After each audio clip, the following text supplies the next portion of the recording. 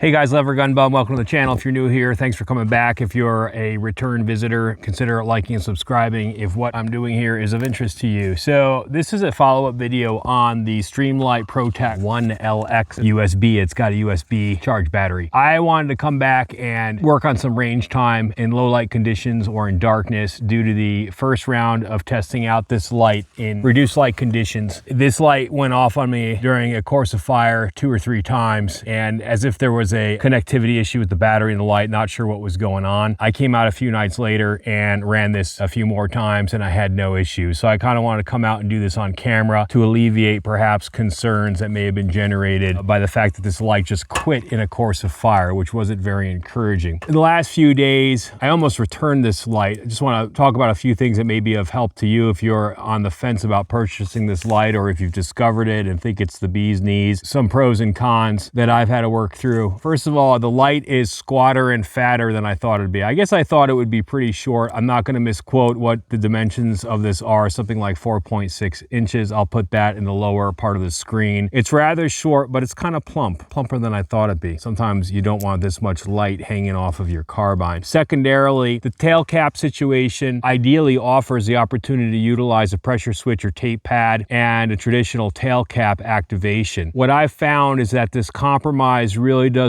allow for a lot of tail cap real estate here, and I just find myself missing that big fat round plush tail cap that so many of these tail cap activated lights have. That would be a nice thing to have, but it's a compromise. Being out here and training myself, you guys who have training background, professional background with firearms, understand that muscle memory and repetitions are a huge deal. Third issue that I'm not going to be able to demonstrate this evening, the matter of the Skinner flashlight mount. This is actually a Hill People flashlight mount. Hill People offers a 6 o'clock position, so it works very nicely with this light or any sort of light that's got a large attachment knob along with the cleat here that bites into that Picatinny rail. On the Skinner sight, my preferred position, which would be in the 9 o'clock position, so that I can activate that light with my support side hand thumb. I can't mount it because this large dial here effectively prevents the mounting to the carbine without this dial hitting and impinging upon the barrel. Big no-no. So it winds up going on the 3 o'clock position with the Skinner sight on my 45-70. Those are some of the frustration issues with the light, and I almost returned it, but I took it out and began using it and got a little more comfortable with it. And I'll tell you, I really like how they did the beam. The main primary beam, which is rated 850 lumens when you're using the proprietary SBL9 battery, which I have installed now. This is Streamlight's proprietary battery, supposedly 850 lumens, and it's bright, and the shape of the beam is really excellent. It reaches out in a terrain like this up in the mountains. It reaches out very nicely, so I'm impressed with that aspect of it. Okay, we're about 5 minutes out from full-on sunset, so we're getting into the witching hour here. I gotta move. Want to talk about the tap 10 or 10 tap. I forget what these guys call it. I cannot keep these naming conventions in check, but there's a 10 tap system, basically 10 tap to access 3 different programs that are contained in this light. I'll probably get this out of order, but it's a high strobe, then I believe a high, just a high, and then a low high, if I'm not mistaken. If I screwed that up, I'll put it down below what it actually is. But what you do is with your thumb, you hit this tail cap 9 times, and then on the 10th time, you hold it down and it should reset the light. So presently, let me try to figure out what I'm on right now. I think I'm on a low setting because this isn't blinding me. So this is probably 100 lumens. What's interesting is that though they list this as having 100, 500, and 850 lumen capability, it doesn't tell you, at least in these instructions, maybe it does online, what that low setting is when you program this. I think it's 100 lumens, but I'm going to hit this right now 9 times. 10th time, hold it down. The light should turn out. That indicates that it's been programmed, and then we'll see what happens. So it's 1, 2, 3, 4, 5, 6, 7, 8, 9. Hold it down 10, it's off. I turn it on, that is low. Okay, so now I'm on a low setting and it should be low high. So let me turn this on, low. Let me try to click high. Okay, so this is the low high setting. Again, low, you guys see that? And then high, okay? I'll program it again. 1, 2, 3, 4, 5, 6, 7, 8, 9, 10. I don't like. Oh, okay. So now we are on, let's see. Now we're on high strobe. You guys see that? That's high. And real fast, that's strobe. And we'll do it once more, and this should be a high only setting if memory serves and these instructions are correct. So very quickly, inside of 4/10 of a second, 9 hits on that tail cap. 1, 2, 3, 4, 5, 6, 7, 8, 9. Hold it down for 10. It should turn off, and let's turn this on. So that is a high, and then high only. So this is high only. So this thing, no matter what, is going to be a high beam, whether you're activating this with your tape switch, okay, maybe you've got this on an AR platform or a lever gun, I guess, and then tail cap activated, it's just going to be high. So now I'm going to reset it to high strobe. It'll be 9 taps, 10th tap, hold it, it turns off, should be high strobe. Here we go. 1, 2, 3, 4, 5, 6, 7, 8, 9, 10. Should turn off. It did. Good. Okay. Hit it once. Oh, I'm back to low. Hit it twice. High. This is a low high. Okay. Maybe I shouldn't even be on YouTube. This is just a waste of everybody's time. I'll tell you guys, with this mount, with this claw and this cleat attached to the light, built into the light, it's not like using a handheld flashlight like my EDC Pelican. This thing is so comfortable, it melts into your hand. Little awkward, but of course, it's meant to be on a Picatinny rail. So that's why that's there, and that's why I got it. Let's try it again. Let's get back to high strobe setting. 1, 2, 3, 4, 5, 6, 7, 8, 9. Hold it down. See, when it went to high, it's, boy, this is kind of a pain in the butt. 1, 2, 3, 4, 5, 6, 7, 8, 9. Hold it down.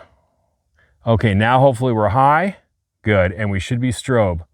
Okay, so I'm back. That was a full cycle, a little convoluted. For those of you who are a fan of a channel, nothing new here. For those of you who are new, I regularly use AR-500 3/8" steel and California B27 CCW targets for my demonstrations on this channel. Fairly reliable and give you a good mix of paper versus steel. Tonight, new to the channel, I'm going to experiment using clay pigeons and see with that powerful 850 lumen light if I can knock these out.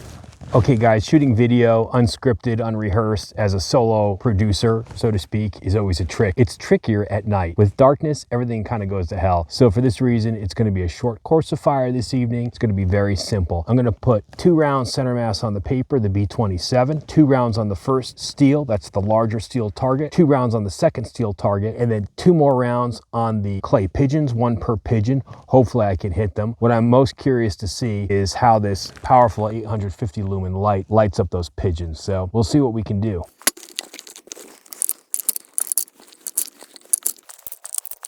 Perfect.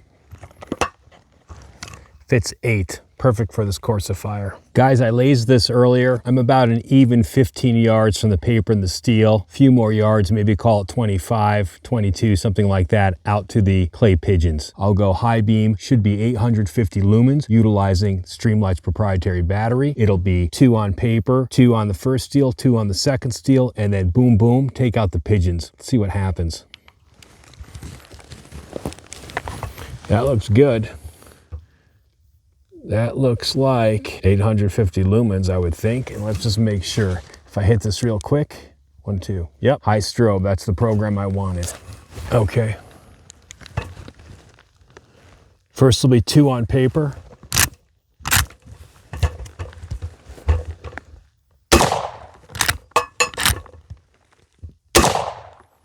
Okay, we'll move it to steel.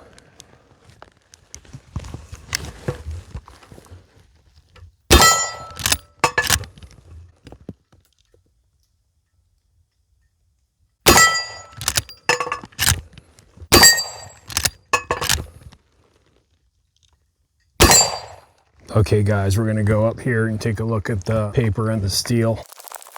Now, as a general rule, this Winchester, I've noticed shooting these homemade rounds has been running like this a little bit to the left and high. Hopefully that could be corrected. There you go. But this isn't so much about the rifle tonight as it is the light and the illumination.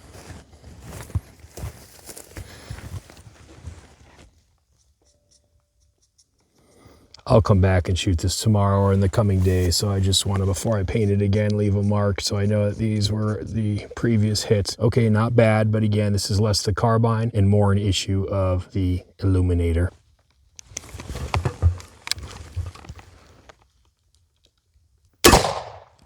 Damn it. All right, there's one.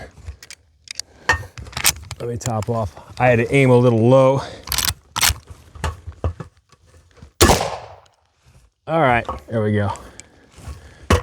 I'll bring the camera up. We'll go take a look at those targets. And this is to be expected when 45 long Colt 180 grain slugs hit clays. They disintegrate, if you can hit them. Took me a little time to do that. So this has been the 1L-X ProTac Streamlight USB. I think I got it all. The name's kind of ridiculous. This is an 850 lumen light. In the first video I produced about this light, it shut off several times during my course of fire, which was very similar to this evening's course of fire. And that was a little upsetting to me. Subsequently, I took it out. I had no problems, and I've had no problems this evening. I've had problems with my rounds because I got bad primers. I've had problems with coordination because I can't see crap when it's dark outside. But the light has really functioned flawlessly as it's intended. I've got to learn to run through the cycles. This light was produced specifically for people running short-barreled rifles, SBRs, modern SBRs. This light has quite a bit of girth to it. It's short, but it's got girth. This is gonna wind up probably on a larger caliber lever gun, and possibly a lever gun I've got my eyes on that Henry has recently released that's got a M-LOK compatible foregrip on it, which generally I would never smile upon, but Henry's done such a great job. I'm really curious about it. 4570 would be deserving of a light like this. I will probably keep a smaller light on this 45 long Colt. Anyway, hope you've enjoyed the video. As always, God bless you. God bless America. God bless the whole world at this point. The world needs some help. And take care.